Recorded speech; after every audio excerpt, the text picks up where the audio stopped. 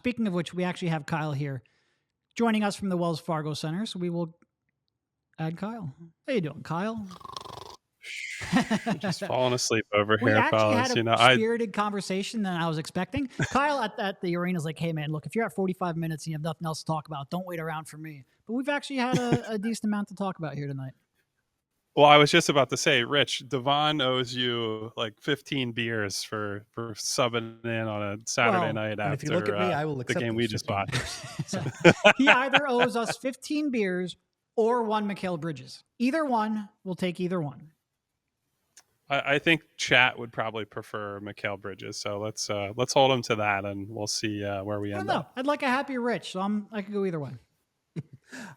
So I guess one of the benefits of Joel being out is that you are not held hostage in that room for an hour and a half. I mean, after the 70-point game, Kyle was in there for, I think, 90 minutes, which, again, I feel for him. I know that was why Devon and I that night had to have a 1 hour and 40-minute show. You could have just hung up without him. He's not that important. I'm sorry, go ahead. But we wanted to get what Joel said. So, Kyle, that sucked. Is there anything that particularly bothered you about that performance tonight? Rich, you kind of hit on it on Twitter. The defense was just atrocious. And it was like any style of defense, half court versus transition, any style of defense within half court. So the man defense was bad. The zone defense was bad. When they hedged or blitzed, that was bad. I said it in the recap, which maybe 7 people total will read. But hey, I think retweeted that, so we at least got 8. Now 2 of them on are any sitting given right here, but that's fine. Go ahead. I'm sorry. I was including you guys in the count, so the other 5 of you. That's I love you for that. But 3 out of 5 guys was like the most they had bought in on any given possession. It felt like you'd have Jaden Springer got to the right spot. House got to the right spot, and then you look up and 3 guys are like, huh, what's going on here? Where am I supposed to be? And even when they knew where they were supposed to be, then they were too slow to get there, or didn't get their hands up, or they force a miss and Mo Bamba is standing under the basket waiting for the rebound as if it's going to move to his hands magnetically. So look, I think if you just look at the personnel, I think offensively we would have said coming into the game, they're going to struggle. Brooklyn's going to load up on Tyrese. They'll blitz them. They'll switch, and they have good switch defenders. Like that's an overall pretty good defensive team. But you got to at least be bought in on defense. And so that was a huge disappointment for me, obviously within the perspective of they've got nobody available for this game. You can only be so mad, but I definitely think defense is where I would start. So we were just about to hit this topic when you joined us because Joel is not there to take up your time. I guess having watched this team over the past week now too, maybe not what do you expect to happen over the next few days, but like how, if you're running the Sixers here, if you're Daryl Morey, how are you approaching this trade deadline? It's a great question. There were times tonight where I found myself thinking, do they need to just like pack it in? And then I remembered, no,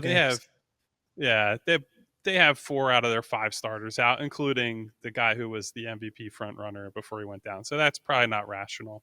If you take a hold the fort type mentality, which I think is probably where they'll end up, they got to get some form of shot creation because they are not going to be able to sustain a good enough offense with Tyrese Maxey and Tobias Harris as like the only real threatening guys. And even in Tobias's case, like I give him credit for what he does as a self-creator. Guy can go out there, get you a pretty efficient 18 to 20 points.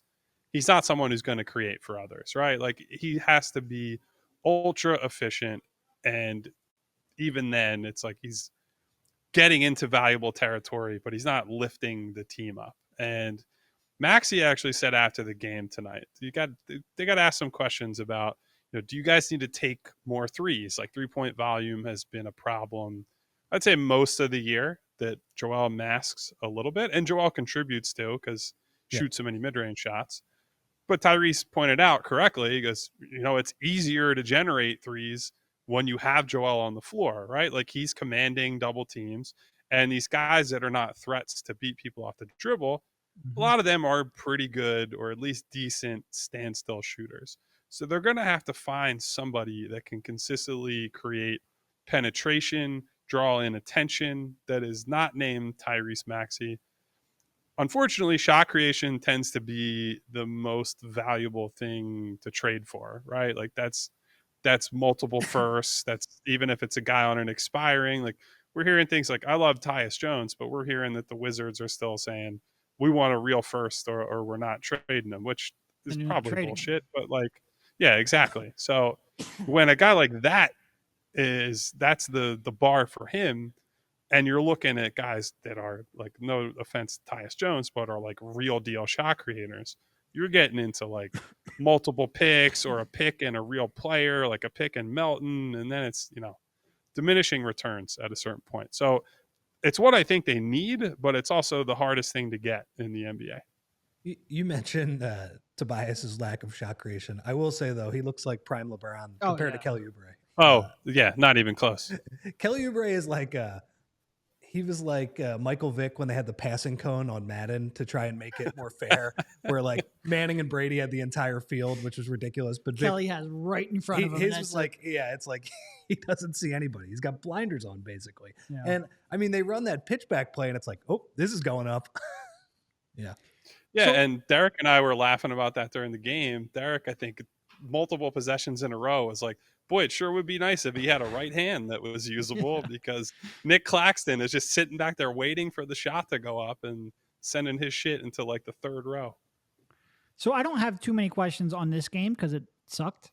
It was mostly a waste of time. And I apologize to every fan in here who watched it. Do you get any kind of a sense of DeAnthony Melton and how he's doing and whether he could be back on any kind of short time frame?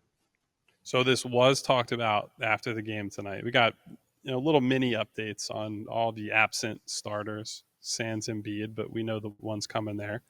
He's on the court. He's expected to be on the court tomorrow. And then it was what we've been getting the rest of the last couple of weeks. Like, don't know how close he is. So all the signs are there that he is progressing and is closer to a return. I actually did see DeAnthony in the locker room pregame, was moving around pretty well and said something to the effect of, feeling better, moving better, all that. Nothing in intricate detail, but yeah, I mean, you would feel a little bit better if it was like, hey, he's playing 5-on-5. Hey, he's doing this. It's just a lot of vague. He's closer, but we don't know how close. And that's kind of how it's gone for, that was the Robert Covington experience for a while, and now he's ruled out for a while. But I do think he should be back potentially this week. Gosh, I hope so. Did they say anything about Batum? Not really. I think it's, look, with a guy in his mid-30s dealing with a soft tissue thing, their message has been trying to be as conservative as they can be. Now, how conservative can you be when you only have like 4 normal rotation guys available to play? Like at some point, they're probably going to have to say you have to test it out a little bit. But sure. I think that's generally been the message on him for all the various little nicks and bruises he has had during the season, and I think it's basically the same right now. I don't know if I have anything else. I got one more thing. Well, first off, how about that Turk performance, Kyle? Buddy, 5 consecutive made threes. I was hooting and hollering on press row. It's the most fun I had all night. Last thing, because I know this is something you have brought up in your postgame recaps. I guess like you mentioned the price point on shot creation. Do you feel like they might, try and find a backup center of some point or of some way, just like because that player probably is going to be available for 1 second-round pick, maybe 2 crappy ones, something like that? Yeah, I do. And to your point, Rich, I think it's specifically because the price point will be low. Like that is just, it's not a heavily valued position in the NBA. Now, because everyone knows, hey, they got to buy time for Joel and hold down the fort, teams that have, like I don't know what Chicago is going to do. For example, I know Andre Drummond comes up all the time in our chat on Twitter, etc. I would think with Levine now out for the year, I'm assuming they move DeRozan. Caruso, they're probably going to hold on to unless somebody ponies up. But which is again wild to me because he's only got 1 year left on his contract. Like, sell him now while he still has value, because next year at this time he'll have far less.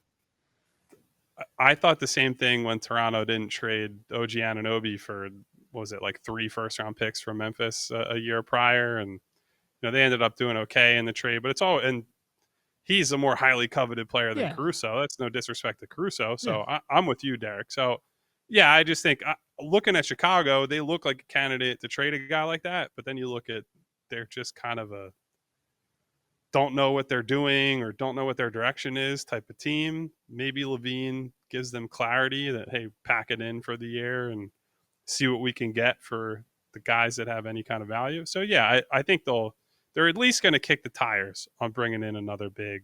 Whether they actually make a move, I don't know. That's everything is kind of up in the air. And like, look, we still don't know what the final word is on Joel, right? Like, maybe they go in and they say he's getting surgery, and that changes things. Like, I think they should, and will have the same approach regardless. But easy for me to say that on the outside and not having looked at whatever the MRI says and being in those meetings. So we'll see. Well, even if you did look at the MRI, would that really help you? Can't imagine you're. I mean, if I called someone to tell me what it means, yeah. I was just making a joke at our lack of expertise in that area. I guess last question then. Give a chance to plug, give a recap of your article that you wrote for ALLPHLY.com and make a little bit of a sales pitch. Oh, yeah. So if anybody missed it earlier today, thank you very much to my friend over at Jefferson for picking up the call today. But I talked with Dr. Christopher Selgrath. He's an orthopedic surgeon, specifically specializes in knees and hips. So knees in this example, very important. And he ran through, there's reporting out there from Shams at The Athletic about what the nature of Joel's injury is. And so Dr. Selgrath sat down and basically walked me through, what is this? What does it feel like? How does it impact the knee? And basically, what are all the possible paths from here? And as someone who tried to just do the basic Googling and looking through stuff, not quite WebMD, but at least some like credentialed journals, I was very confused, and he helped clear quite a bit up for me on, what Joel's experiencing. And frankly, it makes more sense to me now why they're taking some time to figure out, all right, what are we going to do here? Because I don't think, based on what Dr. Selgrath said, there is like a magic bullet, silver bullet. This is the clear-cut best case solution, because his recommendation for most patients in this instance is to do the rehab approach and see where you're at in 6 weeks.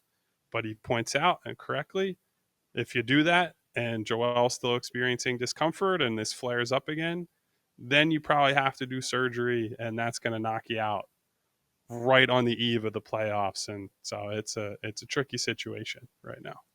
All right, well, get on. That's the article, basically. Everything Sucks by Kyle Neubeck. Get on out of there and enjoy the rest of your night. Get home safe tonight, fellas. Thank you, Rich, for filling in for Devon, who we hope is in the middle of his recruiting pitch right now. Yep. See you, man. We all silly like the mayor.